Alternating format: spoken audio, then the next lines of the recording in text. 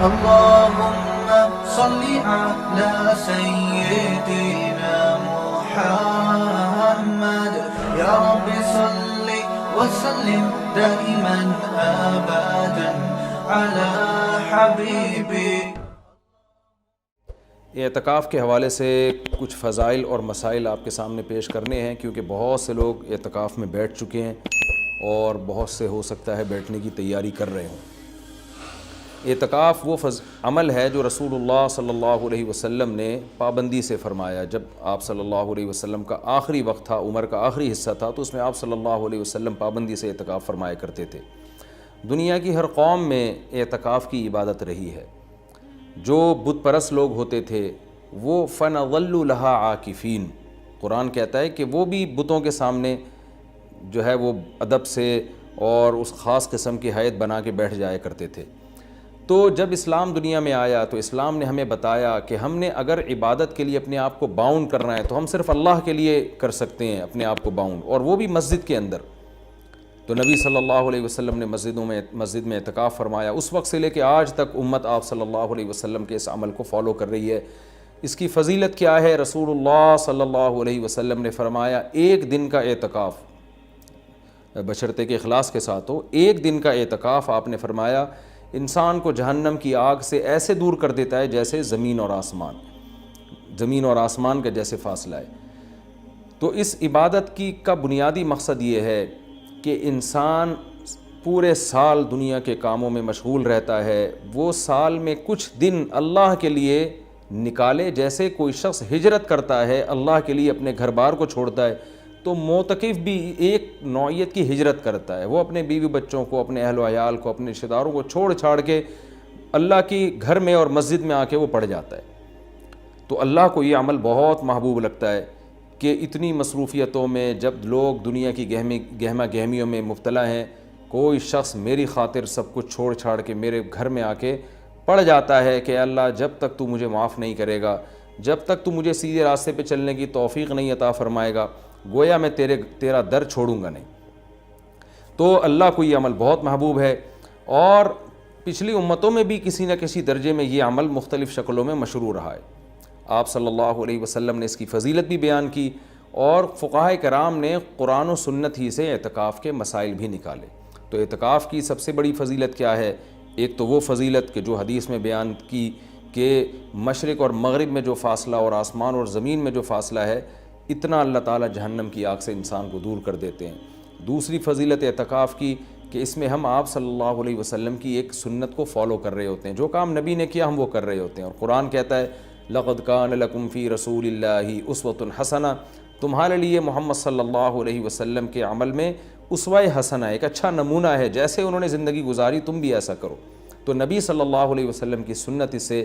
زندہ ہوتی ہے۔ دوسری فضیلت، تیسرا فائدہ اعتکاف میں کیا ہوتا ہے کہ آپ 10 دن جب مسجد کے ماحول میں گزارتے ہیں، مسجد کی ایک روحانیت ہوتی ہے، مسجد گناہوں سے پاک جگہ ہے، تو اس کچھ بھی نہ کریں، اس روحانیت کے اثرات آپ کے دل کے اندر جذب ہوتے ہیں، لاشعوری طور پر آپ کا دل اندر سے تبدیل ہوتا ہے۔ یہ اعتکاف کا تیسرا فائدہ۔ چوتھا فائدہ، آپ کو 10 دنوں تک باجماعت نماز پڑھنے کی توفیق ملتی ہے، آپ کو مسجد میں عبادت کی توفیق ملتی ہے، فارغ علماء کے بیانات سننے کی آپ کو توفیق ملتی ہے۔ یہ ایک بہت بڑا فائدہ ہے اعتکاف کا۔ اور سب سے بڑا فائدہ کیا، جو حدیث میں بھی منقول ہے، اور آپ صلی اللہ علیہ وسلم نے اعتکاف کی مشروعیت کی ایک وجہ یہ بھی بیان کی ہے کہ اس سے انسان کو لیلۃ القدر نصیب ہوتی ہے۔ آپ صلی اللہ علیہ وسلم لیلۃ القدر کی رات کی تلاش میں بھی اعتکاف فرمایا کرتے تھے، 10 دنوں کے لیے مسجد میں آ کے بیٹھ جایا کرتے تھے۔ تو معتکف کو یقینی طور پر لیلۃ القدر کی رات ملتی ہے، بالفرض اگر وہ سوتے ہوئے میں بھی لیلۃ القدر کی رات گزر جائے اور اس سے عبادت نہ ہو سکے تو کم از کم اعتکاف والی عبادت تو اس کو لیلۃ القدر میں ملے گی۔ وہ قیامت کے دن یہ تو کہہ سکتا ہے اے اللہ لیلۃ القدر کی رات میں نے کوئی عبادت نہیں کی، لیکن اعتکاف والی عبادت مجھ سے ہوئی ہے، اس لیے کہ میں مسجد کے اندر موجود تھا۔ تو اعتکاف والے حضرات کو چاہیے کہ اعتکاف میں اگر آپ کچھ نہیں بھی کرتے، صرف فرض نماز پر اکتفا کرتے ہیں، تو آپ کو اعتکاف کا پھر بھی ثواب ملے گا۔ لیکن یہ جب اللہ کی طرف سے اتنا بہترین پیکیج آپ کو ملا ہوا ہے، آپ فارغ بھی ہیں، رمضان کا آخری عشرہ بھی ہے، اپنے آپ کو آپ نے باؤنڈ کیا ہوا ہے مسجد میں، تو سو کے یہ وقت گزار دینا یہ بہت بڑے اجر سے محرومی کا ذریعہ ہے۔ اس لیے معتکف کو اپنا وقت زیادہ سے زیادہ عبادت میں، تلاوت میں، نماز میں، دعاؤں میں لگانا چاہیے۔ اعتکاف میں انسان کی دعائیں بہت قبول ہوتی ہیں، تو رات کا آخری حصہ بھی ہو اور رمضان کا آخری عشرہ بھی ہو اور اعتکاف کی حالت بھی ہو، تو اتنے یعنی دعا کی قبولیت کا اس سے بڑا سبب کوئی ہو نہیں سکتا۔ تو معتکفین حضرات کو راتوں کے آخری حصے میں دعاؤں کا بہت زیادہ اہتمام کرنا چاہیے، اور معتکف کو چاہیے کہ رمضان کا یہ جو آخری عشرہ آپ نے اعتکاف کے لیے سلیکٹ کیا ہے، تو اس میں صرف اعتکاف برائے اعتکاف نہ ہو، بلکہ یہ ایک ورکشاپ ہونی چاہیے جس میں آپ یہ نیت کریں کہ میں جب مسجد سے نکلوں گا تو میں مکمل چینج ہو چکا ہوں گا۔ اگر آپ کی داڑھی نہیں ہے، آپ اعتکاف میں نیت کریں میں داڑھی کٹانے سے توبہ کروں گا۔ اگر آپ سود کھاتے ہیں، آپ نیت کریں میں 10 دن ایسے گزاروں گا کہ جب میں باہر نکلوں تو میں سود سے توبہ کر چکا ہوں۔ اگر بد نظری کی عادت ہے، آپ 10 دن اعتکاف میں اللہ سے دعا مانگیں کہ مجھ سے بد نظری چھوٹ جائے، اور یہ نیت کریں کہ میں اعتکاف میں نکلنے سے پہلے اعتکاف سے نکلنے سے پہلے اس لعنت سے توبہ کر چکا ہوں گا۔ اگر آپ کو دھوکہ دینے کی عادت ہے، بد اخلاقی کی عادت ہے، ماں باپ کا دل دکھانے کی عادت ہے، بیوی کا حقوق نہیں ادا کر رہے، بچوں کے ساتھ رحمت والا معاملہ نہیں کر رہے، اخلاق خراب ہے آپ کے، ان تمام بیماریوں سے اور ان تمام گناہوں سے توبہ کا فیصلہ کریں۔ بلکہ میں تو یہاں تک معتکفین کو کہتا ہوں، جو میں نے علماء سے سنا ہے، کہ اعتکاف میں جس دن بیٹھیں سب سے پہلا کام آپ یہ کریں کہ اپنے گناہوں کی ایک لسٹ بنا لیں کہ بھئی میرے اندر یہ گناہ ہے، نماز قضا کر دیتا ہوں، میں شراب پیتا ہوں، میں بد نظری کرتا ہوں، یا میں اللہ نہ کرے اور کوئی بڑا جرم کر رہا ہوں، تو سارے جرائم کی لسٹ بنائیں اور پھر آپ یہ نیت کریں اور وہ پرچی اللہ کے سامنے دعا میں رکھا کریں، اللہ یہ میرے جرائم ہیں تو مجھے ان سے توبہ کرنے کی توفیق دے دے،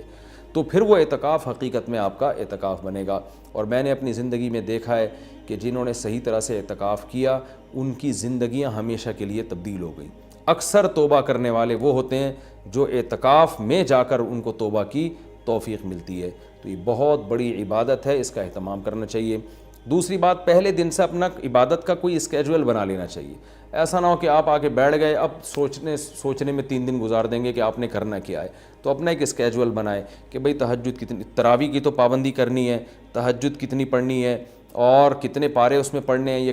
کتنی مقدار میں تلاوت اس میں کرنی ہے، تسبیحات کتنی کرنی ہے، کون سی کرنی ہے، دعا کس وقت مانگنی ہے، کتنی دیر مانگنی ہے، یہ پورا ایک اسکیجول پہلے سے ہونا چاہیے آپ کا۔ کھانے پینے کی ترتیب تو پہلے دن بن جاتی ہے کہ سحری کون لے کر آئے گا، افطاری کون لے کر آئے گا، اور رات کا کھانا کون لے کر آئے گا، اور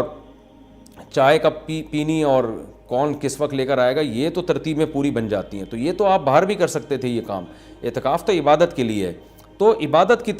ترتیب بنانا یہ چائے اور کھانے پینے کی اور پکوڑے اور سموسوں کی ترتیب سے زیادہ ضروری ہے اعتکاف میں، تو شروع میں اس کا اسکیجول بنا لینا چاہیے۔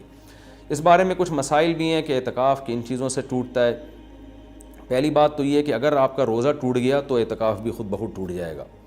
اعتکاف جب بھی ٹوٹے گا تو قضا 1 دن کی ہوتی ہے اس کی، جیسے کسی کا اعتکاف ٹوٹ گیا تو وہ اگلے ہی دن مغرب سے پہلے قضا کی نیت کر لے، اور یہ نیت کرے کہ میں جو آج اعتکاف ٹوٹا ہے اس کی میں قضا کر رہا ہوں، کیونکہ وہ سنت اعتکاف تو اب اس کا ختم ہو جائے گا، وہ ایک قضا اعتکاف کرے اور پھر آگے نفلی اعتکاف کی نیت سے مزید دن اگر باقی ہیں تو مسجد میں بیٹھ جائے، تو وہ 24 گھنٹے روزے کے ساتھ قضا اعتکاف کی نیت کر لے گا، یعنی 24 گھنٹے اعتکاف ہوگا اور روزے کے ساتھ، روزہ جو صبح صادق سے غروب آفتاب تک ہوتا ہے۔ کن چیزوں سے اعتکاف ٹوٹتا ہے میں اس پہ تذکرہ کر رہا تھا۔ ایک، روزہ اگر ٹوٹ گیا تو اعتکاف بھی ٹوٹ جائے گا۔ دوسرا، بلا شرعی عذر اگر آپ مسجد سے باہر نکل گئے تو آپ کا اعتکاف ٹوٹ جائے گا۔ شرعی عذر کیا ہے؟ شرعی عذر ہے سب سے پہلے قضائے حاجت ہے، قضائے حاجت کے لیے آپ جا سکتے ہیں اور اس دوران چلتے چلتے باتیں بھی کر سکتے ہیں، رک کے آپ باتیں نہیں کر سکتے۔ آپ واش روم تک پہنچے، پتہ چلا جی واش روم کا دروازہ بند ہے، کوئی پہلے سے وہاں موجود ہے، تو آپ اس کے انتظار میں وہیں کھڑے رہ سکتے ہیں، اس سے اعتکاف نہیں ٹوٹتا۔ وہاں کھڑے کھڑے آپ کسی سے موبائل پہ بھی بات کر سکتے ہیں، آپس میں بھی بات کر سکتے ہیں۔ ہاں، بندہ باہر نکل آیا اور پھر بھی آپ موبائل پہ لگے ہوئے ہیں تو آپ کا اعتکاف ٹوٹ جائے گا، کیونکہ اب یہ آپ کا کھڑا ہونا یہ شرعی عذر کے بغیر ہے۔ وضو کے لیے آپ جا سکتے ہیں، جب آپ وضو کے لیے گئے تو نل کا کھولا آپ نے، وضو کے دوران آپ بات چیت کر رہے ہیں، اس سے اعتکاف نہیں ٹوٹے گا۔ وہ الگ بات ہے وضو کے دوران بات چیت نہیں کرنی چاہیے، لیکن اس سے اعتکاف نہیں ٹوٹے گا، کیونکہ آپ نے اس بات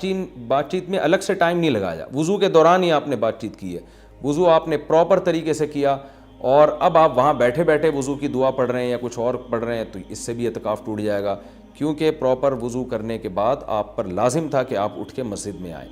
ہاں، جلدی وضو کرنا ضروری نہیں ہے، بعض لوگ وہمی ہوتے ہیں، وہ سمجھتے ہیں میں اعتکاف سے مسجد سے باہر نکل کے وضو کر رہا ہوں تو بہت اسپیڈ میں کریں، ایسا کچھ بھی نہیں ہے۔ تمیز سے، آرام سے، شرافت سے، اعتدال سے آپ وضو کریں، جو پراپر طریقہ ہے وضو کرنے کا۔ جب آپ وضو میں قلی کر رہے ہیں تو اس دوران آپ ٹوتھ پیسٹ یا برش بھی کر سکتے ہیں مسواک کی نیت سے۔ ہاں، وضو کرنے کے بعد الگ سے پھر یا الگ سے ٹوتھ پیسٹ یا مسواک کرنے کے لیے مسجد سے باہر جانا، اس سے اعتکاف ٹوٹ جائے گا۔ وضو کے دوران وضو ہی کی نیت سے یہ کام کیا جا سکتا ہے، تو اس سے اعتکاف نہیں ٹوٹے گا۔ اسی طرح اگر کسی کے لیے گھر سے کھانے پینے کا انتظام نہیں ہو رہا، کوئی لا کے دینے والا نہیں ہے، تو وہ مجبوراً کھانا کھانے کے لیے بھی باہر جا سکتا ہے، کیونکہ یہ کھانا بھی انسان کی بنیادی ضرورتوں میں سے، آپ ہوٹل سے کھانا خریدنے کے لیے مجبوری میں جا سکتے ہیں اور لا سکتے ہیں۔ غسل کے لیے، فرض غسل کے لیے تو اعتکاف سے باہر نکلنا بالکل جائز ہے۔ سنت غسل کے لیے جو راجح قول ہے، جو دلیل کے لحاظ سے قوی ہے، اس کے مطابق سنت غسل کے لیے آپ اعتکاف کے لیے مسجد سے باہر نہیں جا سکتے، چاہے وہ جمعہ کا دن ہو یا کوئی بھی دن ہو۔ راجح قول بہرحال جمہور کا قول یہی ہے، اگرچہ کچھ علماء دوسرے قول کے بھی قائل ہیں، لیکن جو راجح قول ہے، جو جمہور کا قول ہے، جس پہ فتویٰ اب تک دیا جاتا رہا ہے، وہ یہی ہے کہ آپ غسل نہیں کر سکتے۔ ہاں، یہ ضرور ہے کہ اگر آپ واش روم میں گئے اور وہاں کوئی غسل کا بھی انتظام ہے، جیسے اٹیچ باتھ روم ہوتے ہیں، تو جتنی دیر میں وضو کرنے میں ٹائم لگتا ہے اتنی دیر میں آپ اگر غسل کر لیتے ہیں تو آپ کا اعتکاف نہیں ٹوٹے گا۔ اور ظاہر ہے یہ جب ہی ہوگا جب بغیر صابن کے آپ غسل کریں، جلدی جلدی کپڑے اتار کے بس پانی بہائیں، جتنی دیر میں وضو کرتے ہیں اتنی دیر میں، تو وضو ہی کی نیت سے آپ غسل بھی کر لیں تو پھر اعتکاف نہیں ٹوٹے گا، لیکن اگر آپ نے ٹائم لگا لیا تو ٹوٹ جائے گا۔ گرمیوں میں بہت بڑی پرابلم ہو جاتی ہے، پسینے کی بدبو لوگوں میں آ رہی ہوتی ہے، تو ایسے موقع پر اگر کوئی مسجد میں ایسا انتظام کر لیا جائے کہ مسجد ہی میں کوئی ایسا ٹب ہو جہاں بیٹھ کے کوئی نہا لے اور مسجد گندی نہ ہو، تو اس کی بھی گنجائش ہے، یا صرف سر دھو لے، اور سر تو دھویا جا سکتا ہے، آپ مسجد سے سر تھوڑا سا باہر کریں اور پھر کوئی شخص پانی ڈال کے یا خود ہی آپ پانی ڈال کے اپنے سر کو دھو لیں صابن سے، تو یہ بھی جائز ہے۔ پاؤں آپ کے مسجد کے اندر رہنے چاہیے، پاؤں اگر مسجد سے باہر نکل گئے تو اعتکاف ٹوٹے گا، پاؤں اگر مسجد کے اندر ہیں تو اعتکاف نہیں ٹوٹتا۔ یہ بھی اعتکاف کے کچھ بیسک مسائل تھے۔ اعتکاف کے دوران آپ کسی کے جنازے میں جانے کے لیے مسجد سے باہر جائیں گے، اعتکاف ٹوٹ جائے گا۔ کسی کی عیادت کے لیے مسجد سے باہر نکلیں گے، اعتکاف ٹوٹ جائے گا۔ لوگ کر رہے ہوتے ہیں یہ کام، جی وہ اللہ معاف فرمائے نانی کا انتقال ہو گیا، چاچا کا انتقال ہو گیا تو اب ہم جا رہے ہیں، تو بھائی نہیں جا سکتے آپ۔ جس کا بھی انتقال ہو گیا اس کے لیے یہیں بیٹھ کے آپ دعائے مغفرت کریں، اور ان کا جنازہ اگر وہیں آ جاتا ہے تو مسجد کے اندر بعض جگہوں پہ صفیں بنتی ہیں، جنازہ باہر رکھا جاتا ہے تو ٹھیک ہے، مسجد سے باہر آپ نہیں جا سکتے۔ اسی طرح ایک اور بھی گنجائش ہے کہ اگر کسی کو اعتکاف کے دوران پہلے سے پتہ ہے کہ مجھے کسی ضروری کام سے جانا پڑے گا تو وہ مستثنیٰ بھی کر سکتا ہے، یعنی اعتکاف میں بیٹھنے سے پہلے وہ یہ نیت کر لے کہ فلاں دن اتنے ٹائم تک کا جو وقت ہے میں اعتکاف سے خارج کر رہا ہوں، تو وہ فلاں دن جب آئے گا تو وہ مخصوص ٹائم اس کا اعتکاف میں داخل ہی نہیں ہوگا، تو اس دوران وہ مسجد سے باہر جا سکے گا، اس کا اعتکاف نہیں ٹوٹے گا۔ یا وہ یہ کہہ لے کہ جیسے کسی نے پیپر دینا ہے تو وہ یہ نیت کرے کہ بھائی میں اعتکاف میں تو بیٹھ رہا ہوں، لیکن میرا ایم اے اسلامیات کا یا میرا اکنامکس کا پیپر ہے، تو میں جب پیپر کا ٹائم ہوگا تو میں جاؤں گا پیپر دینے کے لیے اور پیپر دے کے فوراً واپس آ جاؤں گا، تو پہلے سے جو نیت کر لے گا تو اس میں وہ ٹائم اعتکاف میں داخل ہی نہیں ہوگا اور اس عمل کی وجہ سے اس کا اعتکاف ٹوٹے گا نہیں۔ البتہ سنت بہرحال یہی ہے کہ پراپر 10 دن تک مسلسل اعتکاف کیا جائے۔ تو یہ کچھ موٹے موٹے مسائل تھے اعتکاف کے۔ اور رمضان میں روزے کی حالت میں سرما لگانے سے، کان میں آنکھ میں دوا ڈالنے سے روزہ بھی نہیں ٹوٹتا، اعتکاف بھی نہیں ٹوٹتا۔ خوشبو لگانے سے نہ روزہ ٹوٹتا ہے نہ اعتکاف ٹوٹتا ہے۔ باتیں کرنے سے بھی نہ روزہ ٹوٹتا ہے نہ اعتکاف ٹوٹتا ہے، لیکن اعتکاف میں زیادہ باتیں نہیں کرنی چاہیے، عمل کو زیادہ فوکس کرنا چاہیے۔ اور اگر کوئی گپ شپ لگاتا بھی اعتکاف میں تو اس سے کچھ نہیں ہوتا، لیکن اعتدال سے مسجد کے آداب کا خیال کرتے ہوئے۔ تو اعتدال سے اگر کوئی مسجد میں رہے اور مسجد کے آداب کا خیال کر کے بات چیت بھی اعتکاف کے دوران کرتا ہے تو یہ ناجائز عمل نہیں ہے۔ ایک بات جو آخری بات، اعتکاف میں موبائل کا استعمال کم کریں اور اس کو مثبت ایکٹیویٹیز کے لیے محدود کر دیں۔ فون پہ باتیں کرتے رہنا، ویڈیوز دیکھتے رہنا فیس بک کی، یہ تو سارا ٹائم آپ کا فیس بک برباد کر دے گا۔ کوئی کام کی علمی بحث دیکھنی ہو تو ایک الگ بات ہے، لیکن ویڈیو گیم اور ان چیزوں میں اعتکاف کو برباد کرنا یہ بہت بڑی محرومی کی بات ہے۔ اللہ تعالیٰ سے دعا ہے کہ اس رمضان کے اس عشرے کو اللہ ہم سب کے لیے رحمت بنائے اور اعتکاف میں خاص طور پر اس وبا کے بارے میں، اس وبا کے لیے سب مل کے دعا کریں۔ معتکفین حضرات سے خاص طور پہ گزارش ہے، کیونکہ ان کی دعاؤں کی قبولیت کا امکان زیادہ ہے۔ یہ جو کرونا کی وبا انڈیا میں پھیلی ہوئی ہے، پوری دنیا کو اپنے لپیٹ میں لیا ہوا ہے، لاکھوں لوگ لقمہ اجل بن گئے، پتہ نہیں کتنوں کی موت اور مقدر ہے۔ تو گڑ گڑا کے معتکفین حضرات سے گزارش ہے کہ اس رات اللہ سے دعا مانگے، خاص طور پہ ختم قرآن کے موقع پر خوب اللہ سے دعا مانگیں کہ اللہ اس وبا کو انسانیت سے دور کر دے، اور اس وبا سے ہونے والی تباہی سے اللہ ہم سب کو بچا لے۔ ہم کمزور ہیں اور ہمارے ایمان بھی کمزور، ہمارے جسم بھی کمزور، تو ہم صبر والی زندگی نہیں مانگتے کہ آزمائشیں آئیں اور صبر کریں، بلکہ ہم اللہ سے شکر والی زندگی مانگتے ہیں۔ اللہ تو ہمیں نعمتیں دے اور شکر کی توفیق دے۔ ہاں اگر کوئی مصیبت مقدر میں ہے ہی تو اللہ ہمیں صبر کی توفیق دے، لیکن اللہ ہم سے مصیبتوں کو دور کر لے۔ تو اس وبا کے لیے خاص طور پر دعا مانگنی چاہیے سب کو مل کے کہ انڈیا میں جو حالات ہیں، اللہ ان حالات